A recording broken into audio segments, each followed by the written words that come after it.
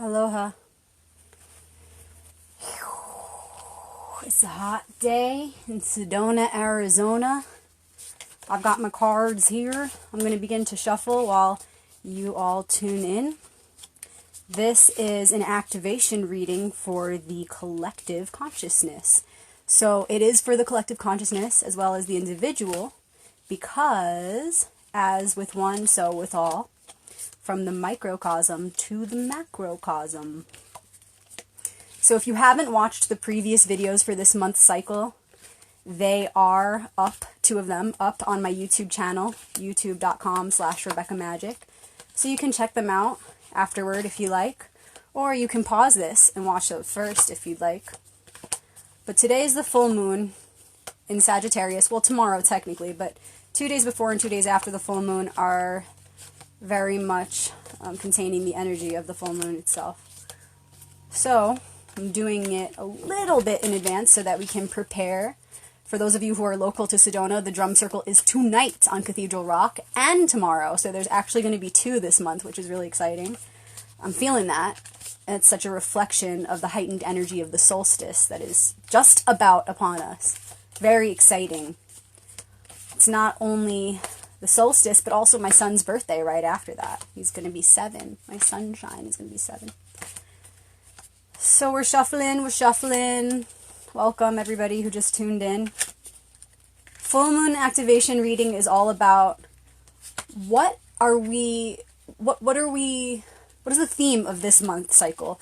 What is fully in the light now for us to see?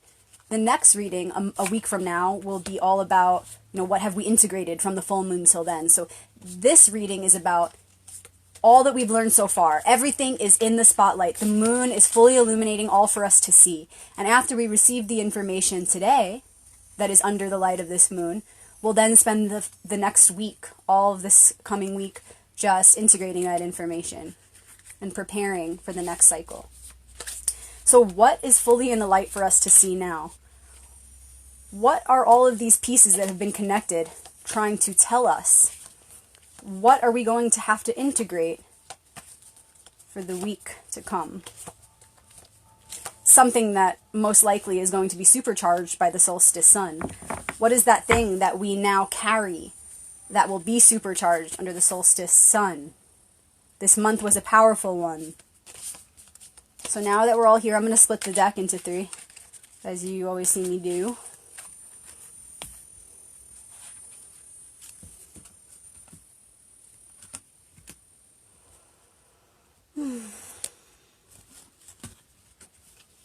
Alright, so whatever thoughts, questions, curiosities you have going on in your mind, especially those ones that won't leave you, that just keep circulating in your mind, just acknowledge them and ask them to take a seat.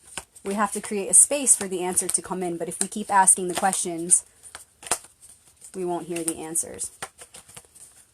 So create a space, ask those thoughts to take a seat for a moment, and when you feel that space, which is really always there, in the innermost part of your heart of hearts, there is a space outside of time. That's the space that I'm asking you to tune into right now, to allow it to be filled with the wisdom of the archetypes in this deck, that they may show us those things that we are needing to see right now. So thank you in advance, Faces of the One, cards of the deck, archetypes of the One, for showing to us that's that which needs to be seen right now. What has this cycle mostly been about? What is fully revealed right now? What is going to be the challenge of integration in the week to come, which will then turn into a gift, a bridge for us to cross over to the future? So the cycle has been about this. What is fully in the light now is this. The challenge and gift of integration to the future is this. And the future is this. Alright, first card. An ace, the very first card. How appropriate. Aces are initiations. Aces contain all of the raw power of the element which is pulled, which is, in this case, swords. So it's air, it's the mind. The Ace of Swords. This cycle has all been about the Ace of Swords. Accessing the raw power of truth, of the mind. Learning what that is so that we can eventually speak on it, actualize it. Big sword of truth to represent this cycle. What is fully revealed under the light of the full moon now? We have a knight. So we have an ace and a knight so far. Yet another powerful reading. Surprise, surprise. And it's swords. So we're still in the same theme here. We're still in the suit of air, the mind. Knight of swords. What is fully revealed now is that it's time to act on our truth. The fire of air, because knights are fire. It's time to, now that we've come to conclusions about what our biggest truth is and what needs to be done, it's time to act upon that. Make something of it. Actualize that truth for real in this physical realm. What is fully revealed under the light of this full moon here now is that we must act on that truth. Now is the time to act. So now that we know that this cycle has all been about coming to our truth, coming to conclusions of what is really right for us, what we really want, and we know under the light of this full moon that it's time to act upon that truth, what is the challenge going to be for the week to come? What are we going to have to do to integrate this information and to make it an actuality? An 8 of Pentacles. Work. Craftsmanship. It's about, first of all, it's Pentacles. It's the earth plane, the physical plane. It's about doing the work we know we have to do. Getting lost in it even. Be careful not to be a perfectionist. Make sure that you're doing what you love to do. And if we're really acting on our truth and creating a plan or a strategy and then acting out that strategy, then of course it's going to be what we love because we're following our truth. So long as we're being true to ourselves and acting on that truth that is our authentic truth, then the work that is to come this week to prepare for our future of actualizing that truth will no doubt be a work of love, a labor of love, and something that we definitely want to get lost in and give our all. So this week's challenge to come is all going to be about working on that strategy, going deep with it, not losing sight of the goal, not being too hard on ourselves, enjoying the work, knowing fully that it is all so that we can actualize our most authentic truth. So that challenge becomes the gift, which acts as a bridge to the future.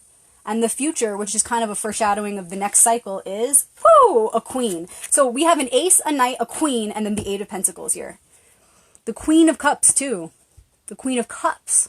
The water of water. The heart of hearts. We're coming to a future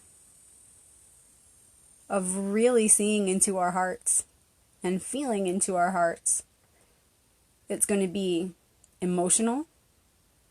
It's going to be expansive. And that's just a little hint of the next cycle. So all that we're doing now, this coming to realizations of what our highest truth is, our most authentic truth, and then acting on it, actualizing it, all of this is going to lead us to the Queen of Cups, our heart of heart. I just mentioned that a minute ago too when I started this video. As I start many of them, I say, tune into your heart of hearts. That deepest place in your center. The space outside of time. That's represented by her, the Queen of Cups.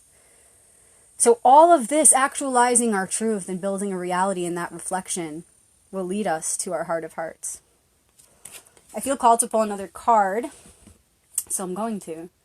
What is the ally through the challenge of this week, which again was the 8 of Pentacles? The ally, as we move through, is the 10 of Wands, Lord of Oppression, a burden. It's wands, so it's fire, it's spirit. Remembering 10 is an ending with the potential of a new beginning, new cycle. The 10 of the major arcana is the wheel. So this relates to a new cycle. So remembering that all this work that we're doing in this challenge for the week to come, this challenge of working hard to actualize our truth and make it a reality, we must remember that it's also that we can start a new cycle and set down the burden. A new cycle in a huge way, not just physically in this realm, not just what it appears like we're working on, on this physical plane, but why we're working is for this. To lay down the burden, to cut off the oppression, to lighten the load and start a new cycle of the heart. So remember, as we go through this challenge, to not lose sight of the goal. We're doing this so we can start a new cycle, so we can lighten the load. We can let go of all the oppression, self-inflicted even, of the recent past.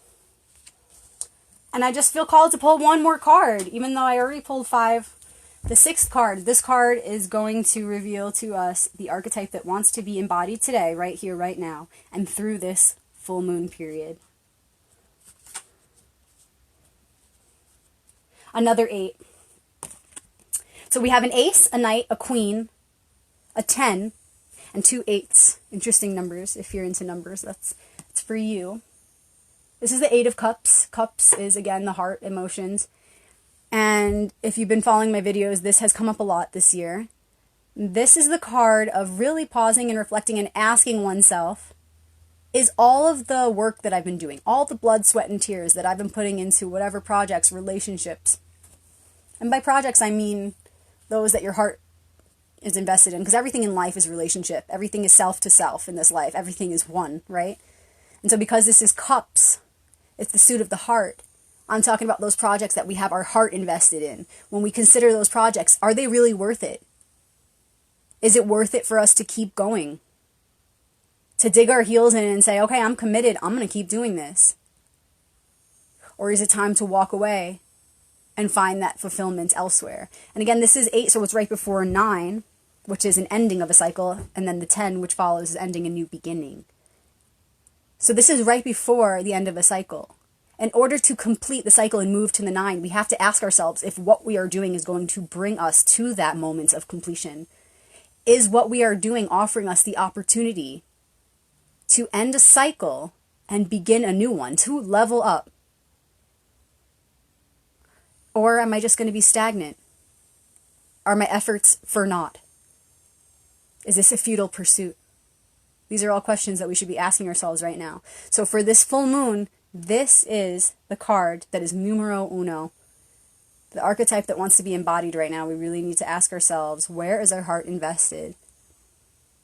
And is it worth it to fully commit to that and keep going, keep pushing through the challenges? Or is it time to be honest and look elsewhere for that completion?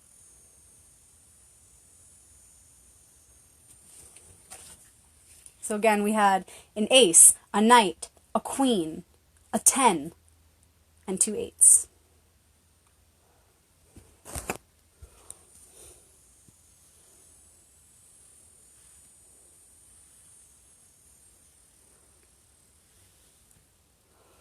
Thanks for tuning in, you guys. I'm wishing you an awesome full moon wherever you are in the world. And wishing you an awesome summer solstice, if that applies to you in this part of the world. I'm wishing you joy, happiness, health, and abundance, prosperity, wherever you are in time and space. In this moment of eternity, that's my prayer for you. And I thank you for tuning in and creating a special energy for the archetypes to reveal themselves in a way that is most beneficial for our highest good as one. Because the more people that gather when the cards are pulled, the more information becomes available to us. The more channels connect. So thank you for contributing your energies and your presence. It's lovely. Happy full moon. And happy Father's Day to those fathers who love their babies and care for their babies and the babies' mamas and care for the world. And whether you have a baby or not, a child in this realm, those fatherly archetypal qualities that live within you, within everybody, men and women, whatever those are, I invite you to reflect on those and ask yourself, how does the Father live inside of me? How do I honor the masculine? How do I honor the father inside of myself and all around me? And however you do that, thank you. Happy Father's Day. Happy full moon.